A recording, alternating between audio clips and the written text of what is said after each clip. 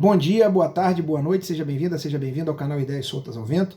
Meu nome é José Benito, professor de História. Criei esse espaço como lugar para debater algumas ideias, proposições, análises, provocações que eu faço aqui. Como lugar de debate, o mais importante para mim é a sua opinião. Se ao final do vídeo você tiver algo a acrescentar, criticar, não deixe de fazê-lo nos comentários, eu respondo a todos. Às vezes a gente começa ali um debate de algumas pessoas. Se você gostar do vídeo, curta, é muito importante a curtida, o polegar para cima, não demora quase nada. Compartilhe se achar que vale a pena. Se inscreva no canal, também é muito importante para dar visibilidade às discussões.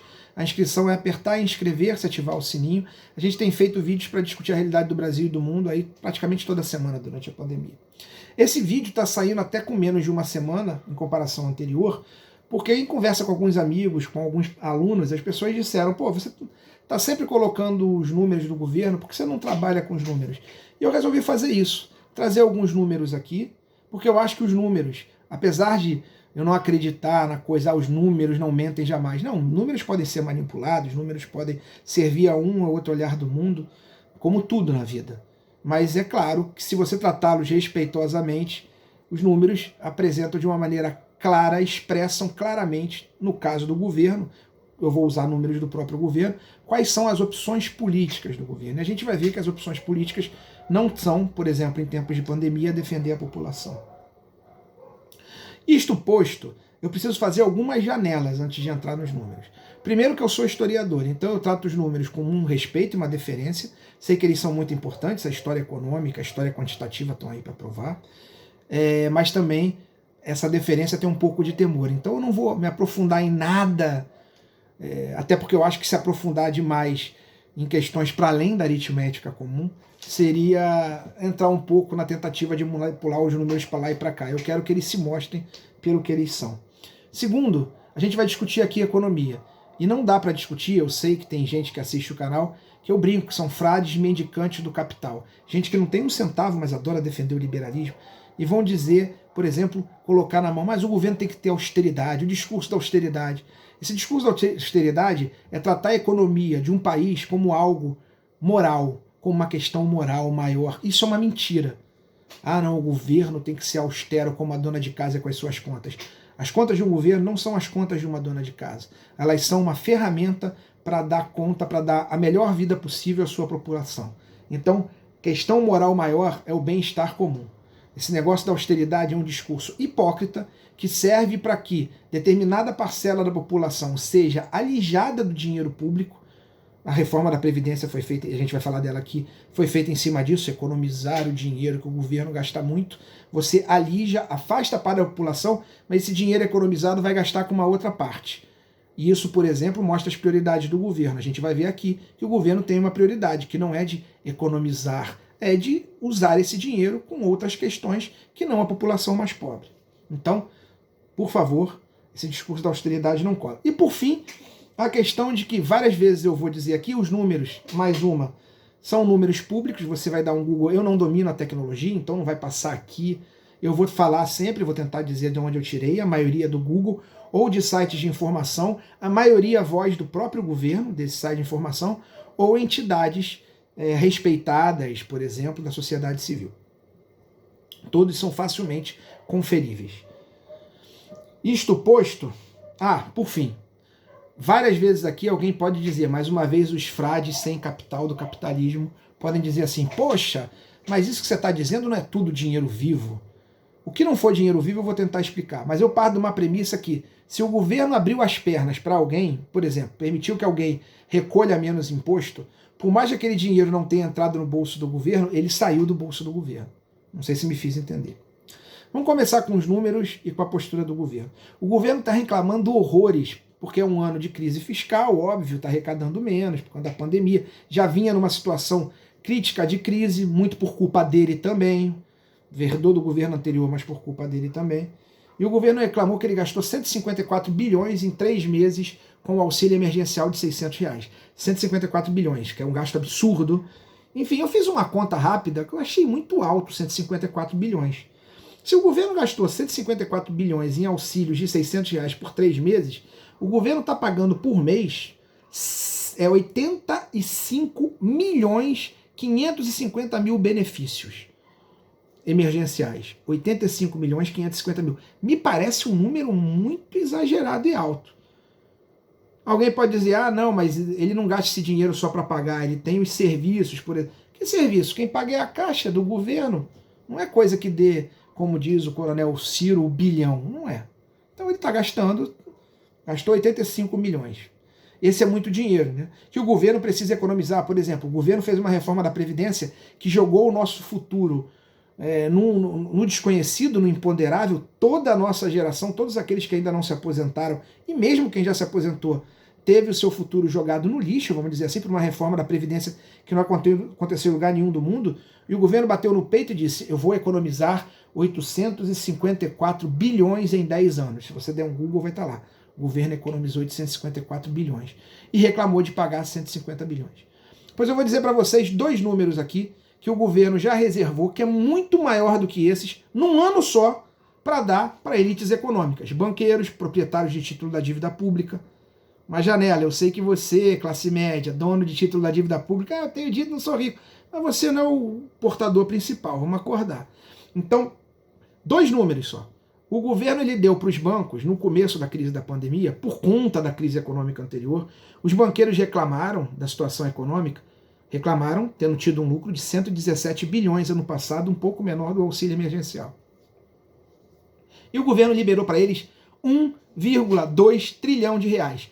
1 trilhão e 200 bilhões de reais.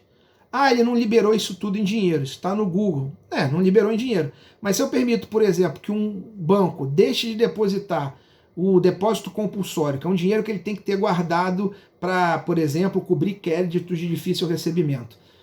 Se ele deixa de guardar e pode gastar, eu estou dando dinheiro para ele. Então o governo deu 1 trilhão e 200 bilhões para o banco. Além disso, no orçamento da União, todo o dinheiro que o governo arrecada, segundo a auditoria cidadã.org, que é muito séria, o governo separou 45% do orçamento da União, é a maior despesa, 1,6 trilhão de reais, 1 trilhão e 600 bilhões de reais, para pagamento de serviços da dívida pública. Mais uma vez alguém vai dizer, mas nem tudo é dinheiro vivo, tem uns que é troca de título. Não importa, o governo separou, indisponibilizou 1 trilhão e 600 bilhões de tudo que ele arrecada para cuidar de dívida pública, que pouquíssima gente tem. Dívida pública essa, como diz a auditoria cidadã, que boa parte dela a gente nem sabe se deve, porque não foi auditada. Por exemplo, o Equador auditou sua dívida pública e a reduziu em mais da metade. Se a gente fizesse isso aqui, mas infelizmente nenhum governo fez, nenhum governo do PT. Então, só essas duas contas, num ano só, o governo que reclama de 154 bilhões de auxílio emergencial, que fez uma reforma da Previdência que acabou do nosso futuro por 854 bilhões de reais em 10 anos, só nessas duas questões o governo deu, para quem já tinha dinheiro, 2,8 trilhões de reais. 2 trilhões e 800 bilhões de reais num único ano. Esse número piora. Eu estou pegando alguns fatores. O governo deu 330 bilhões de isenção fiscal. O que é isenção fiscal? Permissão para algumas empresas não recolherem impostos que ela deve. Por exemplo, empresas que estão numa cadeia produtiva muito competitiva, estratégica para o país, ou que são intensivas em mão de obra, contratam muita gente, estão vivendo a crise, o governo alivia o imposto delas. Elas não recolhem, o governo não recebe. Ano passado, o governo, já em crise orçamentária, deu 306 bilhões. Para esse ano, se você der um Google no orçamento, o valor é 330 bilhões de reais. Essa brincadeira toda, num ano só, para grandes empresas, para grandes banqueiros, para grandes capitalistas, o governo deu num ano só 3 trilhões 130 bilhões de reais. O governo que reclama de dar 20 vezes menos que isso para atender a classe trabalhadora. Vamos brincar com esses números, possibilidades. Relembro, para os frades sem capital.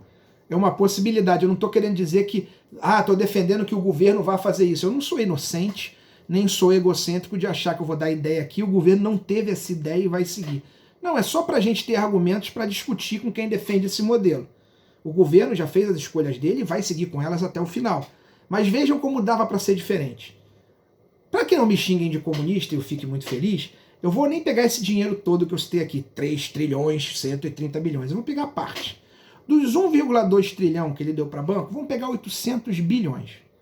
800 bilhões num número correto, numa conta básica, considerando que a Caixa, para gerir essas contas, ela não gasta muito? Se a gente pega 800 bilhões de reais e o governo selecionasse, ele tem cadastros sociais, as 50 milhões de famílias em situação de maior risco, 50 milhões de famílias, se você usa um cálculo conservador, cada família com 3 pessoas, porque você vai ter gente que está sozinho e tal, o que é isso? Subempregado, camelô, gente com emprego, empresas pequenas que fecharam as atividades, você cobriria 150 milhões de pessoas, 50 milhões de famílias, por até 6 meses com, pasmem, dos R$ 2.660 reais. Dinheiro esse que voltaria para a economia e diminuiria, aí sim, a crise econômica. As pessoas que adoram tanto falar de austeridade, às vezes a não austeridade, um mínimo de permissividade com o povo garante que a economia funcione, e a prova disso é que o próprio governo diz, está aí a UOL falando essa semana, que esse auxílio emergencial pilantra e pequeno já reduziu a queda do PIB. Então você imagina se as famílias tivessem R$ 2.660 para ficarem dentro de casas protegidas, para não terem que, para ganhar o pão de cada dia, irem para o meio da rua, se aglomerar em trem, se aglomerar em ônibus, a gente conseguiria fazer uma proteção social maior, né? Então, esse discurso que o governo criminosamente faz, que é preciso salvar as empresas, é preciso salvar os CNPJs, as pessoas, a fome é muito mais preocupante. Só existe fome porque o governo não quer ajudar. Se eu consigo manter 150 milhões de pessoas em casa, vamos ter claro, não precisaria de 6 meses de quarentena. Eu estou pegando uma situação limite. Ele gastaria menos. Vamos pegar outra situação, vou nem mexer nos juros da dívida agora. Se esses 330 bilhões dados em isenção fiscal para grandes empresas, se ele pega um terço disso, 110 bilhões. Se ele pega 110 bilhões, a maioria das empresas brasileiras, elas são micro, de uma pessoa, algumas não têm CNPJ ou têm MEI. Vamos pegar as empresas formalizadas, pensando que camelôs e tal estariam cobertos pela outra lógica. O governo conseguiria fornecer para empresas que precisem até 100 mil reais, considerando que todas pegassem 100 mil reais, ele conseguiria ajudar 1.100.000 empresas com empréstimos de 100 mil reais. Quem pedisse menos, ou seja, aumentaria esse número de empresas. E esses empréstimos, o governo poderia criar uma lógica. Olha, eu te empresto, mas eu só te empresto, eu te empresto 100 mil, mas eu vou te dar na mão depois de recolher os impostos. Por exemplo, se a sua empresa recolhe por mês R$ 500 reais de ISS, Imposto sobre Serviço, mas o governo recolheria todos os impostos e já te daria, ou seja, manteria o caixa do governo e as pessoas teriam dinheiro para tocar a sua vida. Com 110 bilhões. Se a gente auditasse a dívida pública, a gente poderia tratar de mais empresas, de mais gente, poderia dar dinheiro para pesquisa, para ciência e tecnologia que não tem grana. Então, grana tem. O governo poderia ver outras fontes de financiamento. Vou dar um exemplo. Tem um projeto tramitando na Câmara, se você botar lá o projeto sobre imposto de grandes fortunas, que muito se fala aí, ele tem um projeto na Câmara, eu sei de um, né? Tem outros, mas eu peguei o primeiro que passou na mente, de um senador chamado Valério Gomes, do PSDB, eu peguei o primeiro mesmo, vocês viram, eu peguei do PSDB, de Manaus, que ele diz que a gente poderia arrecadar com imposto sobre grandes fortunas de 70 a 80 bilhões por ano. 70 a 80 bilhões por ano já dariam conta, por exemplo, desse auxílio emergencial, dariam conta, por exemplo, para o governo ajudar as empresas de transporte público, de serviço essencial, que seriam prejudicadas na pandemia. Outra coisa, nós somos o único país do mundo com a Estônia, basta dar um Google, Brasil e Estônia não taxam lucro. A gente não taxa lucro e dividendo. Os Estados Unidos taxam lucro e dividendo. Qualquer país capitalista taxa lucro e dividendo. E a gente não taxa lucro e dividendo. Vou te dar um exemplo. Você que participa de alguma cooperativa ou de alguma empresa, tem um lucro, você lança lá no imposto de renda, você não paga. Você paga salário. O Brasil ele cobra imposto de renda até 27,5% de salário. Mas para o cara que é uma PJ e tem lucro, por exemplo, um apresentador, um William Bonner, ele paga o imposto de renda dele já é menor e a participação do lucro ele não paga nada. O que ele tiver de lucro ele não paga nada. Então, se o governo taxasse a questão dos lucros e dividendos, segundo o IPEA, cálculos de 2009, ele poderia arrecadar mais 39 bilhões. 39 bilhões com 80 já são 109 bilhões. Eu vou terminando esse vídeo só para deixar claro o seguinte: dinheiro tem. Os números provam que dinheiro existe e o governo poderia ter feito mais, não só na pandemia, como em toda a sua gestão para cuidar do povo. Quando o governo diz que quer salvar a empresa, ele está sendo o mais sincero possível. Ele está preocupado com a empresa e com os donos das empresas. E não é de qualquer empresa. Paulo Guedes falou na reunião ministerial, na fatídica reunião ministerial gravada, que empresa pequena dá prejuízo. Mentira. Se ele emprestasse esses 100 mil para as empresas pequenas, elas pagariam isso, dando taxa de juros a zero, elas pagariam isso, o governo daria esse dinheiro. Quem deve nesse país é grande empresário. Por exemplo, ano passado, os ruralistas, o agronegócio, que a Globo chama de agro-pop, pediu, eu não sei se conseguiu, eu não consegui levantar, 70 bilhões em renúncia fiscal, ou seja, em renúncia de dívida. 70 bilhões de reais. Começou com 20, estava chegando a 70 o pedido.